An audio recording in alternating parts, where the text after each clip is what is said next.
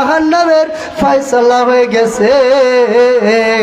ও মুসলমান, net online খুঁজলে দেখা যায় যেই সন্তানের ফাঁসির অর্ডার হইয়া যায়, মা কোর্ট থেকে দৌড়ায়, পিছন পিছন দৌড়াইতেছে, ফাঁসির আসামিকে কাঠগড়ায় নিয়ে যায়, মা পিছন থেকে দৌড়ায়, কান্না করতেছে। যদিও ছেলে আসামি, মা জানে, তারপরেও মার মন কখনো থামে না। কথা বলেন ঠিক কিনা?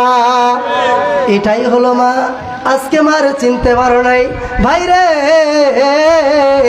কার গোলামি করতেছো, কোথায় যাইতেছো?